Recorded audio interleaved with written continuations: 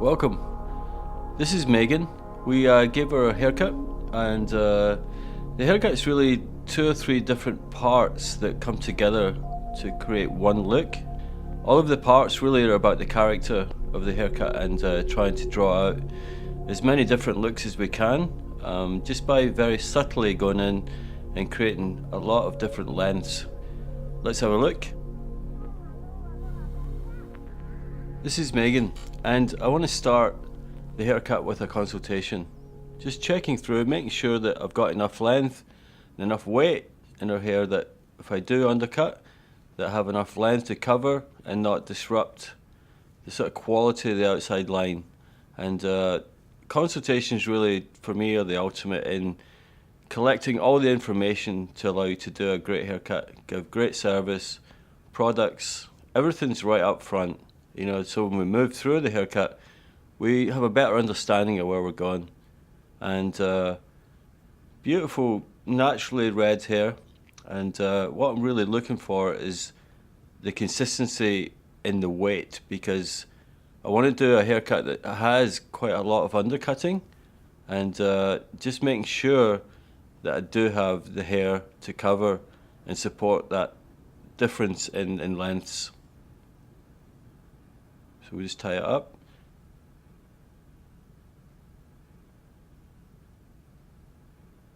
Long hair for me is about versatility, and even if it's a trim, there's always areas that I want to put in shorter pieces that just break the line, and disrupt this kind of look that allows versatility. And for her, that when she pulls her hair back, there's something nice. It's almost little sort of extras that you place in there, just really for versatility. And I've just dampened it down a little bit to get the hair damp, not wet, because I'm going to start, and you see right there, taking a section. That's my front section. I'm going to cut the length first, and using my scissors, just freehand in and take off all the dead pieces, because I still want to keep it very long, and I still want to have the illusion that she really didn't get a fresh haircut.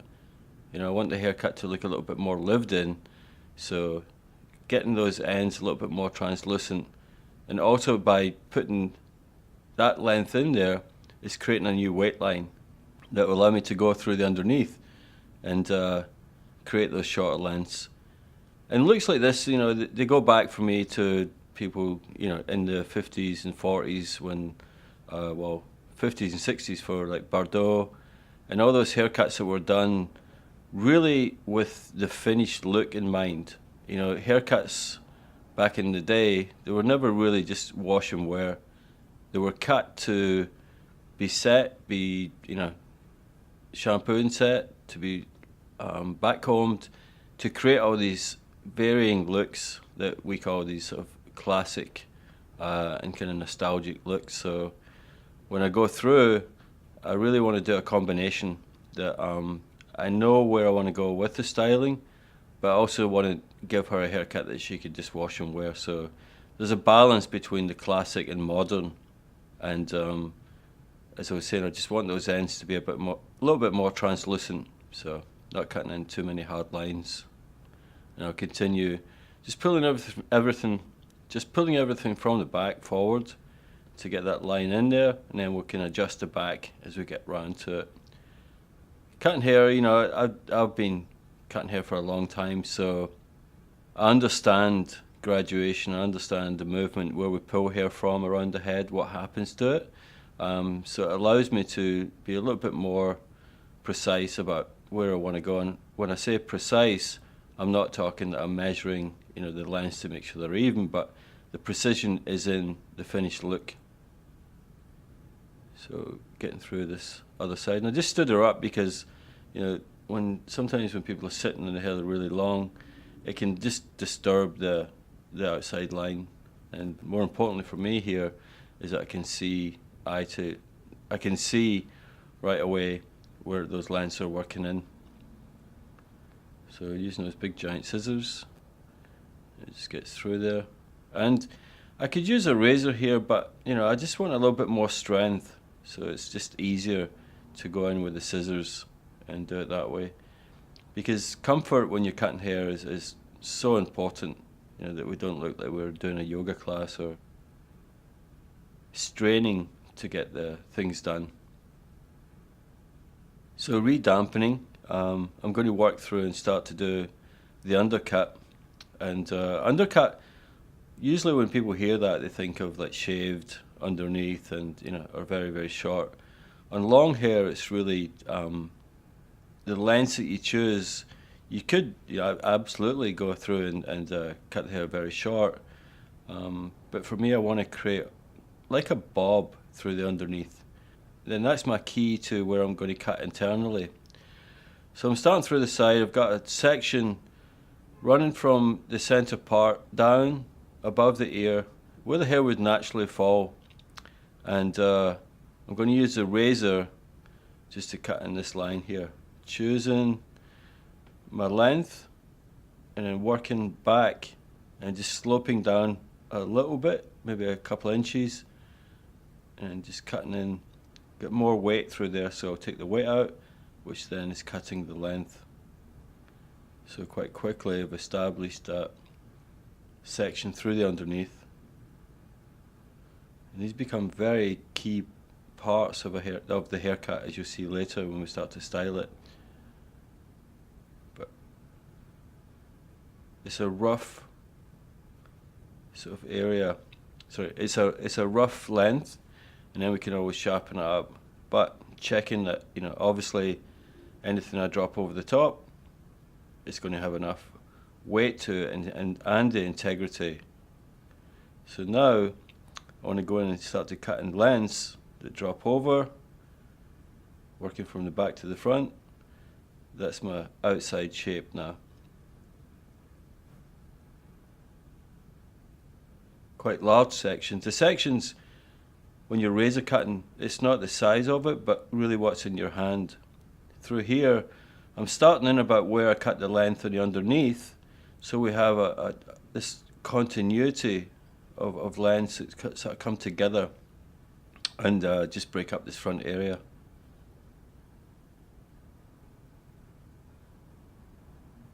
We'll keep going with these sections.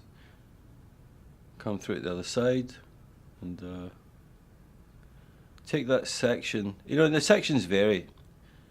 This section works for Meghan. You know, if you're doing this type of haircut, then obviously you want to take your sections accordingly to the hair type, texture, the face, you know, all of those parts, but that should all be done in the consultation. So working from the front, just sloping down, you see my hand just moving down there, then I'm coming from the back and almost creating like a point. Now the point gives me the illusion of a squarer sort of section. And just making sure that I've got enough weight out of there that it's not like a pendulum. So that's what I'm doing through there. Just checking lengths. Haircutting for me is very visual, you know, and that's a great part of what I do, and it just makes my hairdressing for me very exciting. So I'm coming through, just showing you how to do that from the back, working in the lens. And this technique's really for the camera, you don't have to do it, you can do it to your comfort. But establishing that outside shape, so we now have quite a lot of things going on quite quickly in the haircut, so we can build. The bangs are already there, so that was definitely a guide to where I want to take this haircut, and then obviously with the lengths that we're cutting in, that they all balance out. And always just constantly checking every time I come back to an area that, you know, there's always little adjustments, and that just keeps me where I'm moving around the head, sort of picking up areas, checking that they're feeling right, they've got the right amount of support if they have to create any height or create any shape. So you could say I'm sort of roughing it in. Now a section right above the occipital bone and right below the crown is where I'm going to start to go in. I want to build and have the ability to get some height through the crown, a little bit of a natural sort of lift through there. So that's why we're going quite deep in there and through this top section, dropping down. And really, it's, how am I judging this? It's really the weight of the hair, and as you'll see there, the response from cutting into the hair, you know, is it working? Because it all has to come together and have this shape that has continuity but doesn't make any sense if you to pick it up and sort of measure it. So here under the occipital bone, just taking that weight out and building, you know, if I want a little bit of lift through the crown, I have to build it from the base up. So it's not just that area, which would make it a little bit too sort of old school, you know, and we're a total disconnection, because she wants to wear it natural as well. Whereas in the old days, she would obviously be getting a roller set, you know, various things to get that done. So it's reacting quite well. Start to see all the movement. Even though we're taking weight out, the illusion is the hair is actually getting thicker, because we're sort of promoting areas around the crown. You know, we're creating a little bit of separation, so the hair starts to look like it just has more weight. And it's really because the way we're distributing the weight.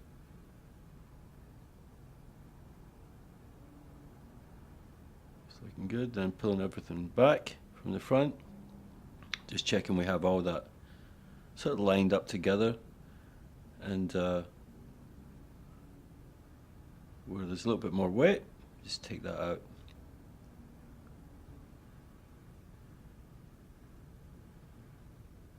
And you see it much better here.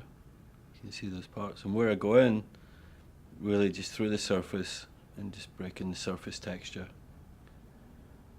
And all those little bits that start to drop out, that's what, to me, makes it very sexy, with the ability to do a lot more with it. So you can see that length through the sides. Pretty cool. Strong statement. You know, if you're going to do something, make a statement. Don't do a couple of pieces, you know. Do enough that you get the hair to move and respond to the sort of shape you're working in it. Then just taking off that point we created through the back. Back to my scissors.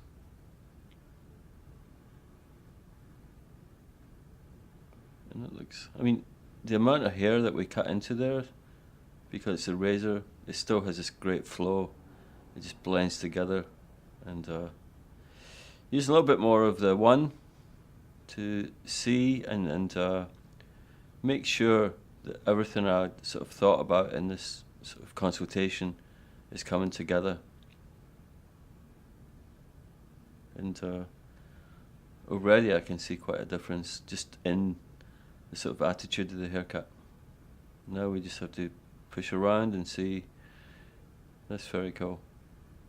So that's that underneath. It's, you know, it can look, if it's tied up into a chignon, you can have that feel of a little bob that's quite broken.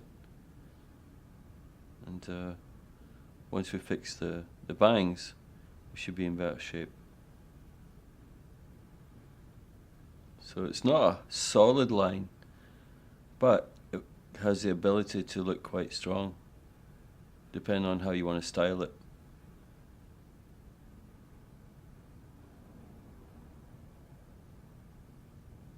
She looks great with her hair back there.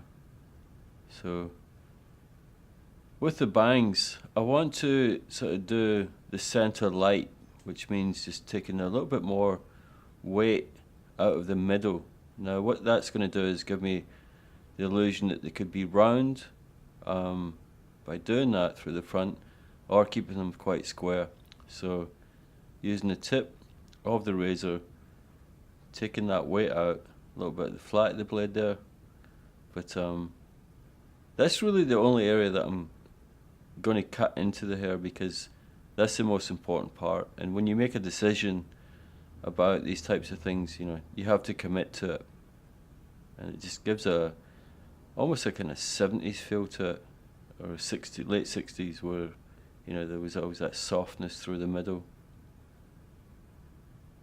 So a little bit more with the scissor. Get my ends off. Quite square. I'm going quite deep there. So we just break that line, because everything else is sort of I've worked in to create movement, so I want to continue it through the bangs. If I'd have cut the hair all one length and very blunt, then obviously I'd have gone with a blunt front. So I just want to keep the continuity of what we'd done before. Just make sure she's not covered in hair.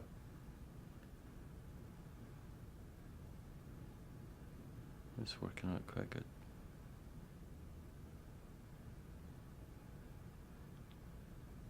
And I wish I could tell you how much to cut out, but it's really up to you and who you have sitting in front of you, because our jobs, it's a great thing about hairdressing, that they change every time we get a new client, and the way we cut hair changes. So if we keep that as our main mantra, then we customize to the individual. You can see there's still a line, but it's broken, and it just now, when I pull this all round to the front, it should all come together. Effortless, long hair, sexy, no beginning, no end. It just has an image, it has a look, and it's, for me, the hardest thing to do, but it's the most gratifying. This sort of cutting hair like this is really the way that we take our hairdressing a little bit further. And the clients, sometimes they'll freak out that, oh, is this their same length, but it's really about the end result. What happens when you're walking out the door. That's the most important thing. And then just make sure these ends and lengths are working for me. And pushing the hair around, with long hair, there's always, the way I cut it is, always through a couple of side partings and in the middle, because, I want Meghan to be able to change her hair from the middle to the side, without the haircut looking like it's all one length, or, we've only cut the middle. So giving her the versatility.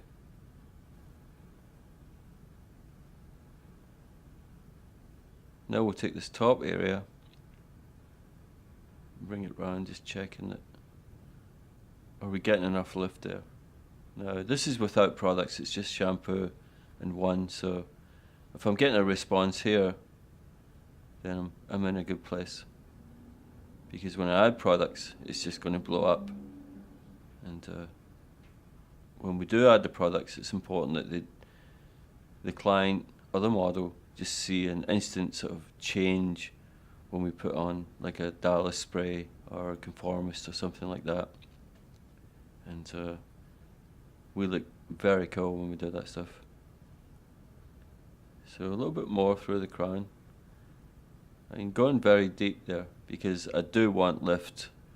I just don't want a break in the surface texture. I want to get support in there. So it's like my scaffolding going in. So when I push the hair over it, it's got that support that will just push it up and out.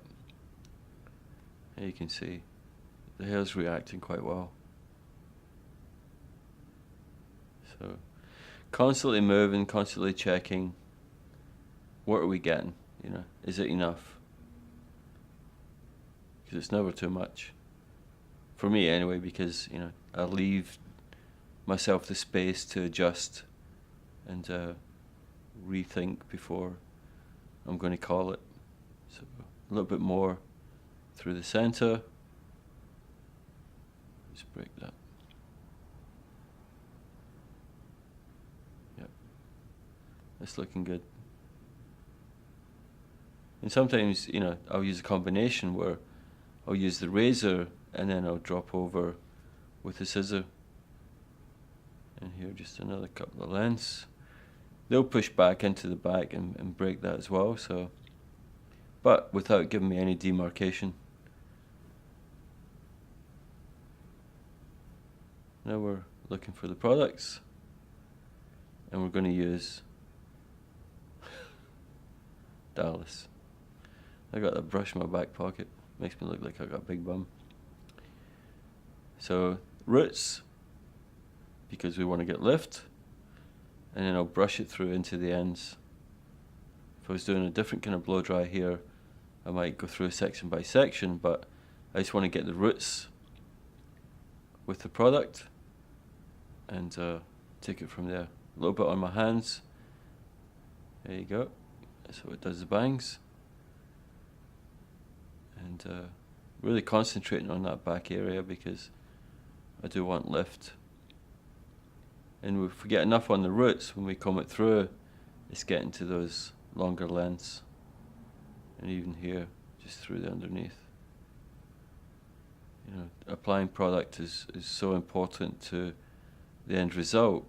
And in the salon, you know, we can explain why we're using our hands and why they should do the same thing if they want like a flat or bang, or the sides to be, you know, looking like they want blow dried, or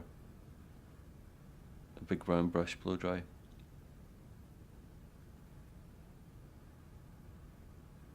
Still checking my haircut, and as I said, the haircut's not done until, you know, she walks out the door. A little bit more of the crown. We're using a very small bottle there because it's when we were working with the samples. You know, we were doing the looks really for the lookbook, but I wanted to record the haircuts as well, and this is what we're looking at now, just this documentation. So there isn't, you know, they're not really step by steps, but, you know, it allows me to come back a few months later and sort of identify and go through and check my process and try and explain it a little bit better for you, so that you know, when you see the look, you get a little bit closer into how it was done, and most importantly for me, what was I thinking, in a good way.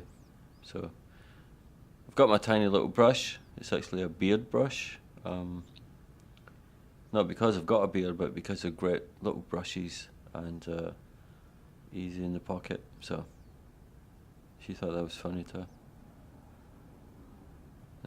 What I'm doing here is just getting the product through the hair and starting to do my style.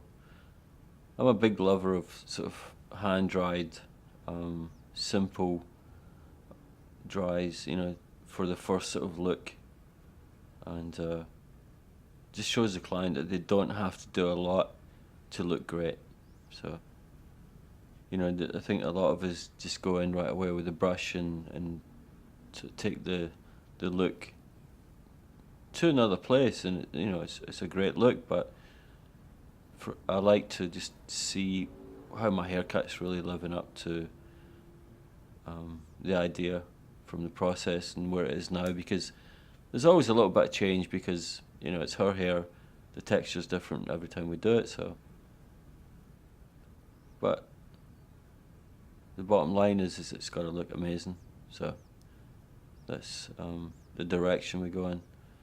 So I use my fingers just to push up those shorter pieces, get the lift through the crown and through the back, and just use my fingers to, almost like, you know, when you rub it like that, it creates a little bit of sort of weird back combing. Now I'll just roll it through my hands, get all the ends together, continuing through, really pulling the haircut apart and looking for all the looks that I can find in there, because, you know, an idea for a haircut is one thing, but when you actually start to work through styling it, you know, you find all these other great parts in it. A lot of it came from cutting models here, you know, at the studio, where you would just do one part, and, you know, it's what I call a model haircut. But first here, I just want to add a little bit more, And then, yeah, the model haircuts were maybe 5 or 6 people have cut it over a couple of weeks. And you end up with these amazing haircuts that have got so many different parts to them. And, you know, when you push the hair back, it's like you just expose these other lengths, and, you know, it really became a standard for us, where we go in and start to put these almost hidden areas that we would find in the studio, or other hairdressers would find in the studio. So it comes from a real place. And really working the product in, using my hands, the heat of my palms. And there's also, you know, there's something comes from when you do this kind of dry, the hair just has an amazing shine and quality.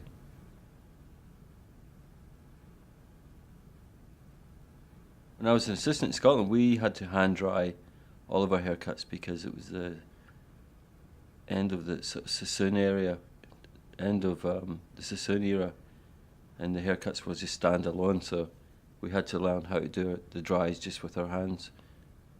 But here you can see the effect, you know, as I'm going through that I'm getting body, I'm getting movement, and yes, it's partly because I'm doing it and sort of squeezing it into my hands, but, you know, I'd like to think a lot of it is the haircut and all those lengths that we cut into it.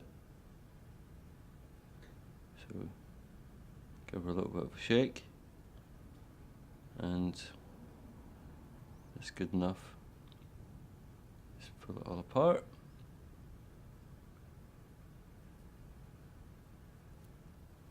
There you go. Fantastic. And that's what I was saying earlier, the long hair for me, when I get a chance, it just starts and stops. There is no real sort of real way to identify it. There's just lots of things going on. Unless it is just a, you know, long one-length haircut, which is perfect too. But when I want to do something like this, I really want to explore texture, the ability of my tools, the ability of the product, how they all come together. And now we'll just pull it back and see what we're going to get.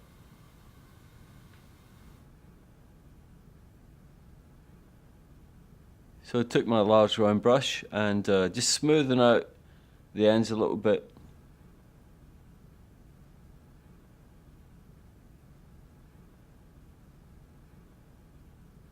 Starting to work in a little bit more product. And then check it again. And, you know, the quality of the hair, when you do use a brush on it, you know, it just changes again. And the products react differently, you know, than when I was using my hands to dry it. So, you know, knowing what each tool does is so important, especially when we're giving information to the clients. You know, if we say you have to use a round brush, there's a great reason and there's a great result because of it. So it's looking pretty good. And you can see that, you know, the bangs they were definitely more blunt. We took a lot of hair out, but they still have that illusion of bangs that, you know, they just break nicely. Then just checking here. You can see that side at you can see that length at the side, and that's really what I'm going for, is the softness with it. You know, we cut it sort of shorter from the front and created that point, but here's how it works.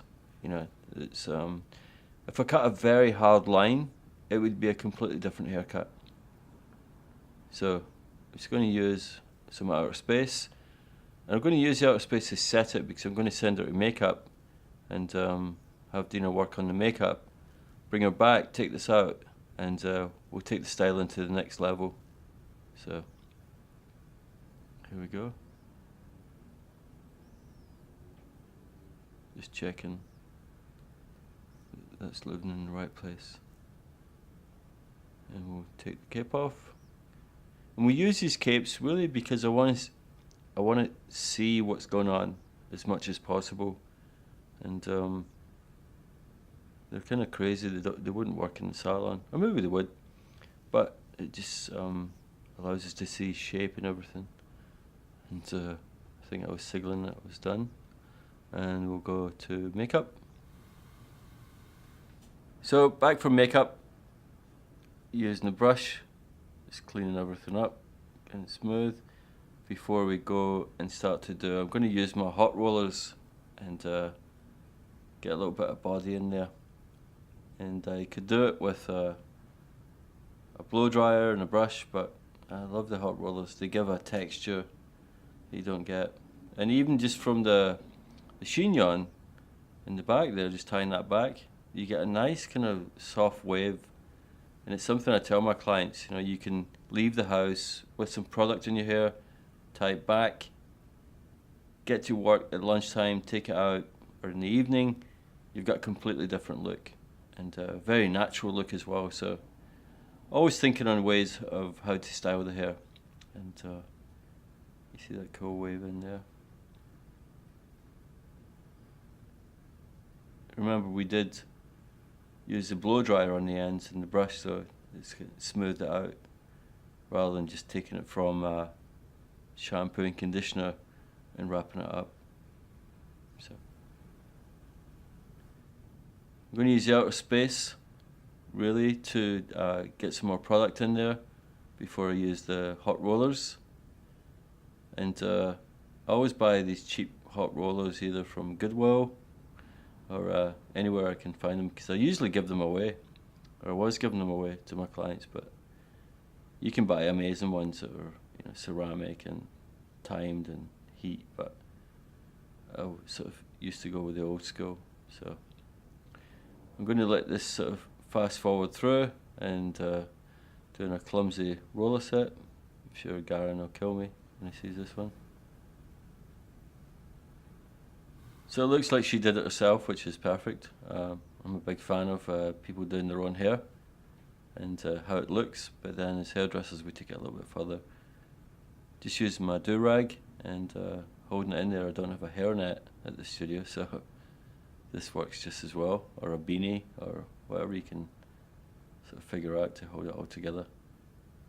I love these things. They do such a great job, especially for flattening hair. You know, between styles are perfect. So I've got the rollers in place. I'm going to do a little bit more makeup, and then I'm going to cut to a time lapse here and just show you what happens through some of the styling and see some of the looks that happen because of the quality of the hair after you use hot rollers. It's shiny, it's got that bend, yeah, just amazing looking. And here you see her on set, we're doing the stills, and the haircut, just, you know, everything that I wanted through the beginning, this is where it counts. That's the end result, and fantastic.